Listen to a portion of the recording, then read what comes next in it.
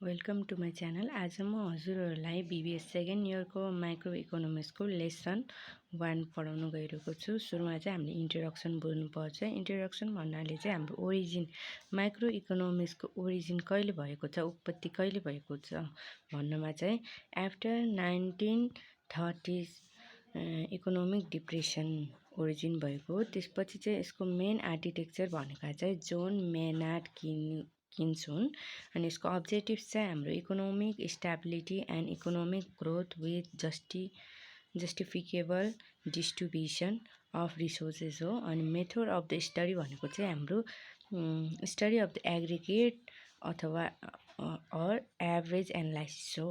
फर्स्टमा चाहिँ हामी मिनिङमा जाने गर्छौँ। Meaning of the micro economics भनेको के हो त? Macroeconomics is the derived form of Greek word macros. यो चाहिँ ग्रीक वर्ड मैक्रोजबाट ड्राइभ भएको हो। It means huge, large, big, aggregate. यसको मतलब चाहिँ ह्युज हो, लार्ज ठुलो, अनि एग्रिगेट समग्र हो। अनि micro economics is the branch of economics which is related with the decision making process. Micro economics एउटा इकोनोमिक्सको ब्रान्च हो जुन चाहिँ हाम्रो डिसिजन मेकिङ प्रोसेससँग सम्बन्धित छ of entire economy. It study the average situation of the national economic as a whole. यो भनेको चाहिँ हाम्रो average situation of the nation economics as a whole हो। Major economics variable are national income, national output, national unemployment, national level of economic growth, national level of policy formulation, national saving, national investment, price level and money. यो चाहिँ हाम्रो major economics variable भनेको हाम्रो राष्ट्रिय आम्दानी, राष्ट्रिय बेरोजगारी अनि level of the economic growth हो। अनि since it focus on the study of the determination of the level of the equilibrium income and employment in a economy, it is also called as the theory of income and employment. यो चाहिँ हाम्रो micro economics भनेको चाहिँ हाम्रो theory, micro इकोनोमिक्सलाई चाहिँ हाम्रो theory of employment and income पनि भन्ने गरिन्छ। अनि अर्को रहेको छ it is also known as the lumping method. यो भनेको एउटा लम्पिङ मेथड हो because it split of the economy into the big lump for the purpose of the study. अनि स्कोप अफ द इकोनोमिक्समा चाहिँ the area cover by the micro economics is called the scope of the micro economics. The scope of the micro economics include the scope of microeconomics. The area covered by the microeconomics is called as the scope of microeconomics. The scope of the microeconomics include the aggregate or total economic activities of the economy. The scope of the microeconomics can be expressed as first number theory of the national income and output. Macroeconomics focus on the national income and output. It measures the national income factor affecting of the national income. यो चाहिँ हाम्रो micro इकोनोमिक्सले चाहिँ केमा focus गर्छ भने हाम्रो राष्ट्रिय आम्दानीमा, अनि जसका कारणले चाहिँ हाम्रो कुन कारणले हाम्रो राष्ट्रिय आम्दानीलाई एफेक्ट गरेको हो त भन्ने कुरा चाहिँ यसले मेजर गर्ने गर्छ। It deal with the difficulties and important of the national income and output. It is the main scope of the micro इकोनोमिक्सको यो मेन स्कोप हो। अनि अर्को चाहिँ थ्योरी अफ इम्प्लोइमेन्ट छ। Macroeconomics also study the problem related to the employment and unemployment. It is the duty of the nation to create the employment and job secure to the people of the nation. यो चाहिँ हाम्रो राष्ट्रको duty हो कि हाम्रो इकोनोमिकलाई, हाम्रो रोजगारीलाई create गर्ने र हाम्रो जब्सलाई सिक्योर गर्ने चाहिँ हाम्रो नेसनको ड्युटी हो, हाम्रो राष्ट्रको ड्युटी हो। If there is the chance of getting employment in their own nation and it directly have to uplift the development प्रोसेसलाई चाहिँ टेवा पुर्याउने गर्दछ। अर्को चाहिँ नम्बर 3 मा रहेको छ हाम्रो theory of the general price level. Number 3 मा रहेको छ हाम्रो theory of the general price level. Determination and changes in the general price level are also studies under the micro economics. How to maintain the price level is the major concept of the theory of the general price level. Producer also be able to satisfy through by their product. Producer must produce the quality product and sell in cheaper price. Problem concerning inflation or price, general rise in the price and deflation or general fall in price also study under the macroeconomics. And number 4 मा रहेको छ हाम्रो theory of growth and development. Macroeconomics study the problem related to economic growth and development. Infrastructure like agro, trade, industry, tourism, hydropower, etc. develop in the balanced way. It is study the economic growth of the both development and underdevelopment economies. Monetary and fiscal policy of the government are also studied. अर्को number 5 मा रहेको छ हाम्रो theory of the money. Changes in demand for money and supply for money have considered as the effect on the level of the income and employment. It helps to maintain the balance between the demand for the money and supply for the money. It studies for the function of the money and theories of it. Banks and other financial institutions are also the part of this study. Number 6 मा रहेको छ theory of the international trade. Microeconomics also study the trade among different countries.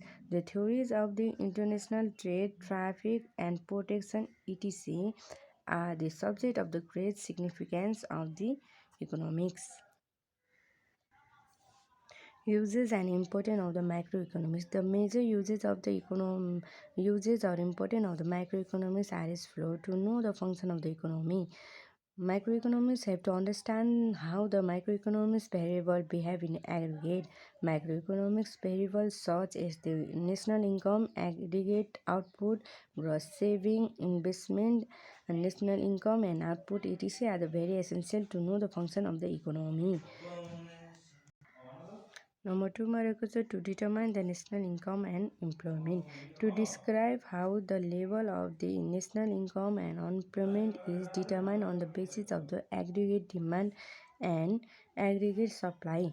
It discusses about the gross domestic product and national income. It analyzes the forces which determine the economic growth of the economy and explain how to reach the highest state of the economic growth and sustain it. And अर्को छ number 3 मा चाहिँ to compare the national economy with the other. Only macroeconomics variable like national income, total output, aggregate demand, consumption behavior and investment pattern of the different country can easily compare. It provides the necessary information to compare national income with other economy. Number 4 मा रहेको छ to support for the macroeconomics. Study of the macroeconomics essential for the development and support for the macroeconomics. For example, theory of the macroeconomics such as law of demand, law of diminishing margin, utility and consumption supplies. अनि हाम्रो number 5 मा रहेको छ to solve the national level of problem. It helps to solve the economic problem like poverty, unemployment, business cycle, where those solution is possible at the macro level only. In other words, at the level of the whole economy. Number 6 मा रहेको छ हाम्रो to formulate the necessary policy of the economy. Macroeconomy analysis provide a sound basis for the formulate of the government economic policies. Such economic policy for the removal of the problem, unemployment and inflation must be based upon the reliable statistic of the aggregate variable, and aggregate variable are studied in the macroeconomics. Number 7 मा रहेको छ to maintain the economy and financial stability. It helps to bring the stability in the price level and analysis in fluctuation in behavior activity. The subject's policy means measure to control the inflammation and deflation. Next रहेको छ हाम्रो limitation of the microeconomics के हो भन्नाले चाहिँ हाम्रो microeconomics is average analysis. माइक्रोइकोनोमिक्सको limitation यो चाहिँ एभरेज एनालाइसिस मात्रै हो. It cannot study in the individual unit. यसले चाहिँ इन्डिभिजुअल युनिटलाई चाहिँ स्टडी गर्दैन. यसको चाहिँ स्कोप चाहिँ लिमिटेड हुने गर्दछ. It is the difficult to make the aggregate firm of the heterogeneous unit. Heterogeneous युनिटको चाहिँ हामीले एग्रिगेट फर्म गर्न चाहिँ यसबाट चाहिँ डिफिकल्टिज अथवा अप्ठ्यारो हुनसक्छ। रङ कन्क्लुजन, यसको चाहिँ लिमिटेसनमा हाम्रो एउटा चाहिँ रङ कन्क्लुजन पनि छ। Ignore to micro economics and it is based on the wrong assumption. यो चाहिँ रङ एजप्सनसँग बेस्ड छ।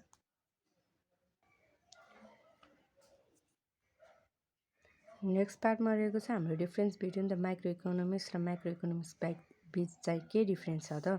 ओरिजिन अनुसार हेर्नुपर्दा चाहिँ it develop from the word micros. यो माइक्रो इकोनोमिक्स चाहिँ माइक्रोस वर्ड्सबाट आएको हो, which mean little tiny or small, जसको मतलब चाहिँ लिटिल टाइनी र स्मल रहेको छ भनेपछि। अर्कोतर्फ चाहिँ माइक्रो इकोनोमिक्स भनेको चाहिँ हाम्रो ग्रिड ओ माइक्रोसबाट आएको छ, जसको मिनिङ चाहिँ विच लार्ज एग्रिगेट र बिग भन्ने छ। अनि अर्को चाहिँ माइक्रो इकोनोमिक्सको डेफिनेसनको आधारमा हेर्ने हो भने it's focus on the decision making process.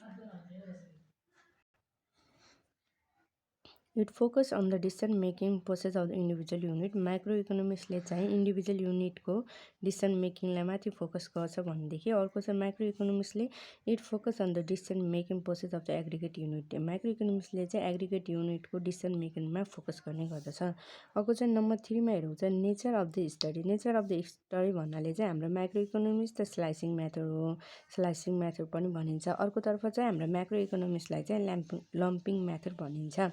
अनि अर्को चाहिँ सब्जेक्ट अनुसार हेर्दा चाहिँ हाम्रो इकोनोमिक्स भनेको माइक्रो इकोनोमिक्स भनेको प्राइस थ्योरी हो, जसले चाहिँ हाम्रो discuss about the theory of the firm and theory of the economic वेलफेयरलाई डिस्कस गर्ने गर्छ। अर्कोतर्फ चाहिँ हाम्रो माइक्रो इकोनोमिक्स भनेको चाहिँ theory of economy, theory of employment र इन्कम हो। अनि अर्को चाहिँ माइक्रो इकोनोमिक्सको एजम्सन हेर्नु पर्दा चाहिँ it is based on the full employment and no government interfere. यो चाहिँ फुल इम्प्लोइमेन्टमा बेस्ड छ र गभर्मेन्ट इन्टरफेयर चाहिँ यहाँ हुँदैन। अर्कोतर्फ हाम्रो माइक्रो इकोनोमिक्समा चाहिँ it is based on the full employment in real case. Real केसमा मात्रै यो फुल इम्प्लोइमेन्टमा बेस हुन्छ। यसमा चाहिँ गभर्मेन्टको इन्टरफेयर चाहिँ हस्ताक्षर चाहिँ हुने गर्दछ। अनि नम्बर 6 मा रहेको छ हाम्रो कम्पोनेन्ट अफ द इक्विलिब्रियममा चाहिँ हाम्रो माइक्रो इकोनोमिक्समा चाहिँ पार्सियल इक्विलिब्रियममा चाहिँ फोकस गरिएको छ। त्यसै गरी हाम्रो माइक्रो इकोनोमिक्समा चाहिँ जेनरल इक्विलिब्रियममा फोकस गरिएको छ। यो चाहिँ याद गर्नुपर्छ। अर्को चाहिँ एनालाइसिस भन्नुपर्दा चाहिँ हाम्रो माइक्रो इकोनोमिक्समा चाहिँ स्ट्याटिस्टिक एनालाइसिसमा बेस्ड छ भनेपछि म्याक्रो चाहिँ हाम्रो डाइनामिक एनालाइसिससँग चाहिँ सम्बन्धित छ, बेस्ड छ। अनि अर्को चाहिँ माइक्रो इकोनोमिक्सको हाम्रो प्रोब्लममा चाहिँ भन्नुपर्दा चाहिँ deal with the problem of related to the price of the commodity and consumer सेटिस्फ्याक्सनसँग रिलेटेड हुन्छ यसको प्रोब्लम चाहिँ। अर्को चाहिँ माइक्रो इकोनोमिक्स चाहिँ it deal with the problem related to unemployment, trade cycle and economic growth. अनि number 9 मा रहेको छ मोर्टल अथवा इनमोर्टल भन्नमा चाहिँ हाम्रो माइक्रो इकोनोमिक्स चाहिँ मोर्टल नेचरको हुने गर्दछ भनेपछि हाम्रो माइक्रो इकोनोमिक्स चाहिँ इनमोर्टल नेचरको हुने गर्दछ। अनि माइक्रो इकोनोमिक्सको अब्जेक्टिभ्स भन्नुपर्दा चाहिँ it study the problem policy principle related to the full employment and growth of the resource छ भनेपछि अर्को चाहिँ हाम्रो माइक्रो इकोनोमिक्सका it study the problem and policy consulting the optimum allocation of the resources.